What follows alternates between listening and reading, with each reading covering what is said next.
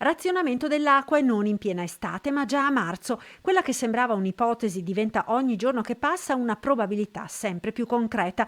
Lo afferma il presidente della Regione Veneto, annunciando che a breve la grave situazione di carenza costringerà alla firma di un'ordinanza che limita l'uso della risorsa idrica.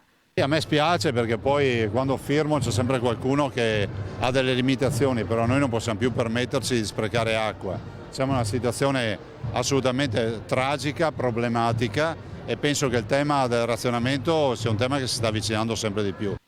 Di qui l'appello ai cittadini a risparmiare l'acqua evitando gli sprechi. La mancanza di pioggia sta mettendo a dura prova il territorio, specie l'economia agricola, e l'estate potrebbe essere davvero critica non solo per l'irrigazione ma anche per l'approvvigionamento di acqua potabile.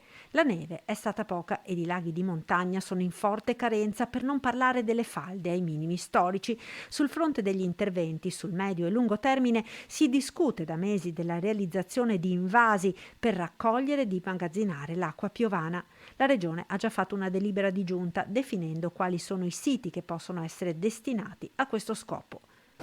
E le problematiche sono fondamentalmente due. Una è il reperimento delle risorse, perché è un piano che vale parecchi soldi, e l'altro è quello della semplificazione normativa, perché con le leggi attuali realizzare questi invasi diventa, non dico impossibile, ma molto difficile. Quindi noi ci aspettiamo da Roma sia dei finanziamenti cospicui, un piano Marshall come l'ha definito il Presidente Zaia, e dall'altra parte anche una semplificazione normativa per poter farlo in tempi ragionevoli.